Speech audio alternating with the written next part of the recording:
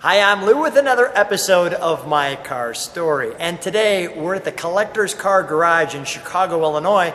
And I'm with a partner of the firm, Burt Richmond. Hi Lou, how are you? I am good. And Burt, we've got a fun one of your cars with us today. It's always fun to be fun on the channel.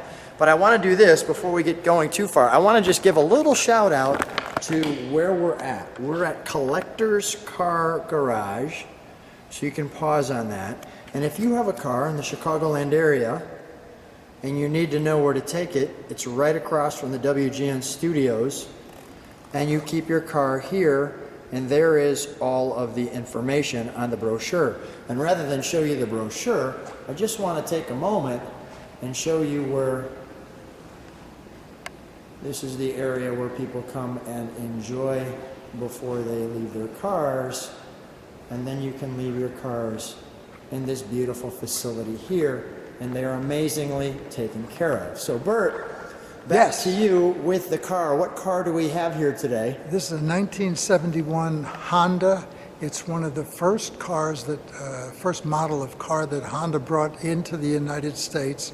It's called an N600, and it's a basic sedan. It's a 600cc, two-cylinder, air-cooled, front-wheel drive, power disc brake, and gets about 55, 60 miles to the gallon.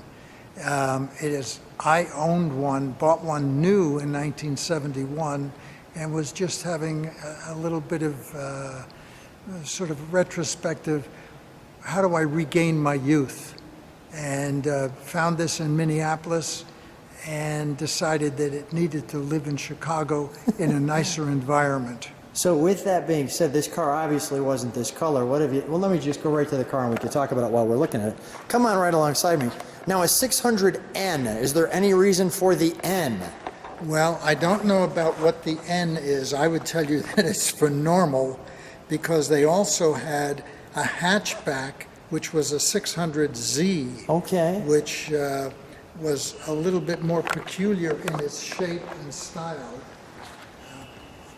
But I think that this took all of Honda's motorcycle experience and converted it into really a proper automobile. Everything works. It handles great. It's easy to park. You can see that while air conditioning certainly would never function on such a small vehicle, there's enough opening glass area that you could get enough airflow through the car. But it really is quite silly, and it's about the size of a Berkeley and about, I would say, 60% of the size of a VW.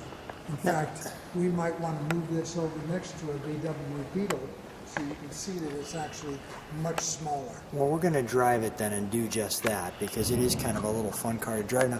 Now this was 1971. We're still in the muscle car era.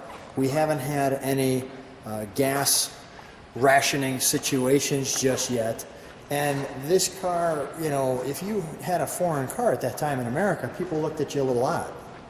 Well, and I was odd then, and I'm still odd now. Probably why we get along so well. But obviously it didn't say Ferrari or Lamborghini.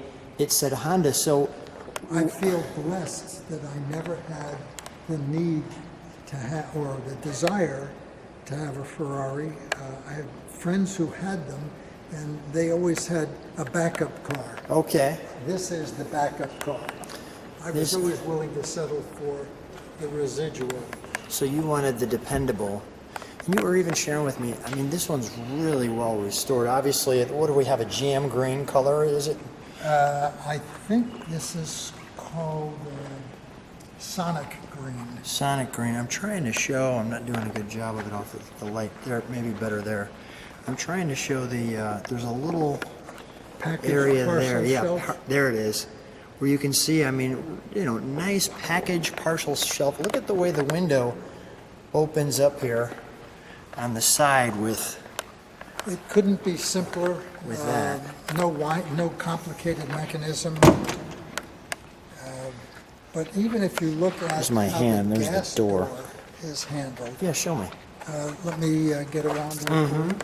Thank you. But it's just the simplest thing, You pull that and it pops open, and and there you're ready for fuel. And there's that's a- just the got pin. it. So that pin just does the opposite, and it shuts right like so. So let me sit inside it for a moment. First of all, people take that in. Simple mechanism there. The windows back in the 60s that had the vent window. Look at the pedals. Holy cow, is that a small gas pedal? But effective. My right foot can find it easily. That's wonderful. We've got the hazards. This compartment here. It's perfect for a cell phone, which wasn't even invented in Yeah. 1971. And remember that the Japanese is a right-hand country, so this little hole here, or that hole on the other side, this car was made to be right or left-hand drive. Interesting. And then you've got your ashtray. A radio delete, it looks like.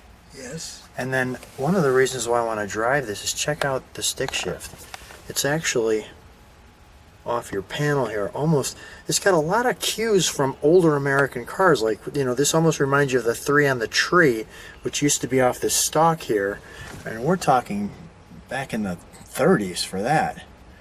Well, you still had them in the 40s. And were there 3 in the tree in the 50s? Yeah, sure. Okay. Of course. Of course, though. There we go. The 600N. And look at here's your steering wheel. There's your horn. Can we open the, do we call it the trunk? What does Honda call this? Well, I would call it.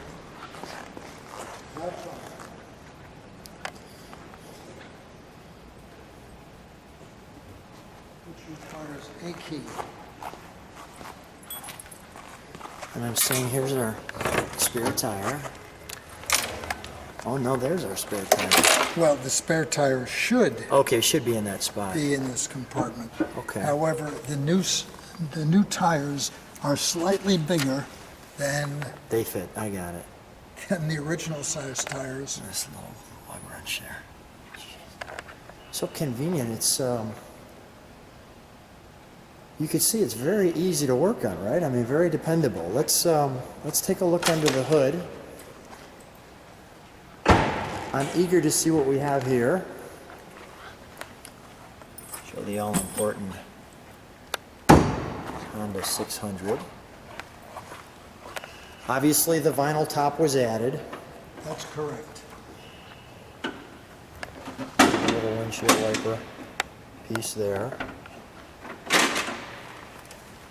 Wow. It almost looks new. It almost looks new, yes. Look at this. What's interesting is that it has power front disc brakes. And what you're looking at right now is the air cleaner. So we've got combustion air coming in here.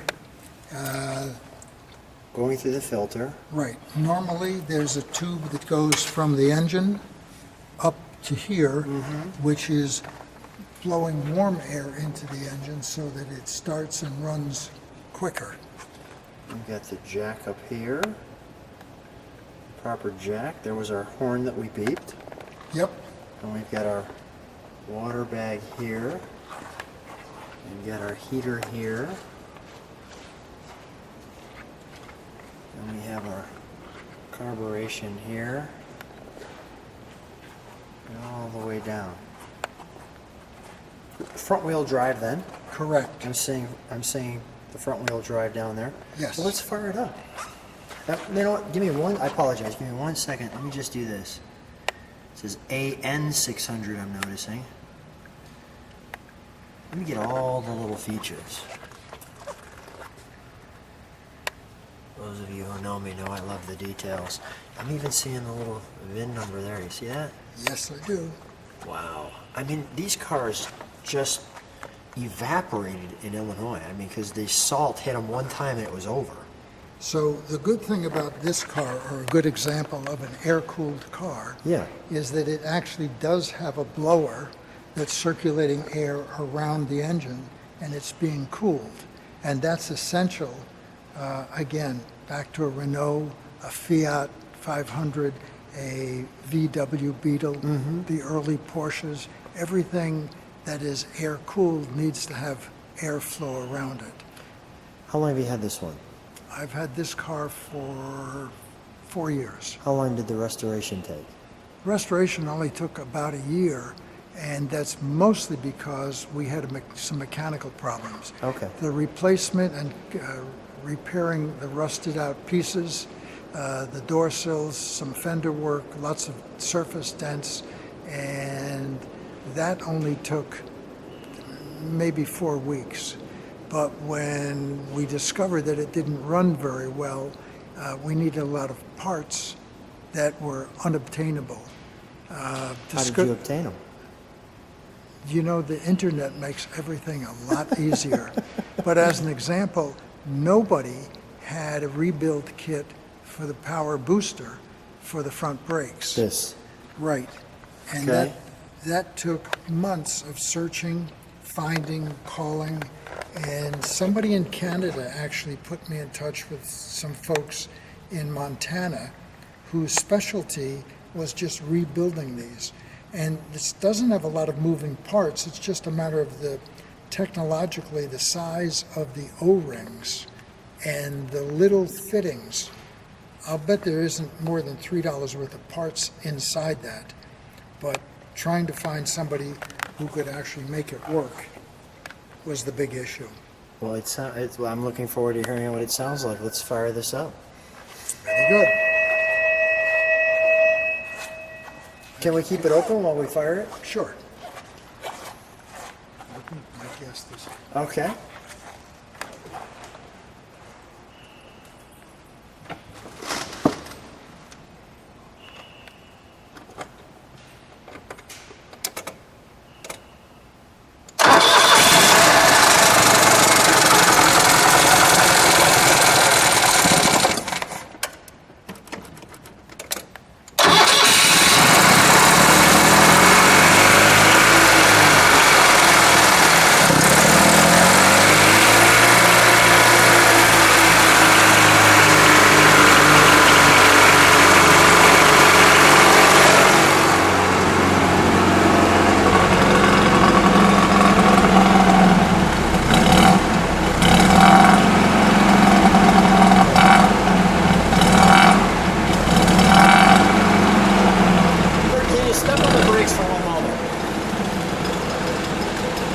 Are you stepping on the brakes?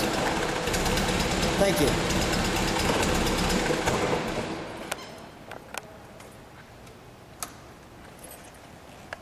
I know you have a guest who came, so we're going to pass on the ride. But that was delightful. Well, and it's more smiles per mile. Can't miss that. If people like what they see, subscribe to the channel, hit the bell. Burt, thanks for having us at Collector Car Garage. If people want to bring their cars to Chicago, this is the place to keep them.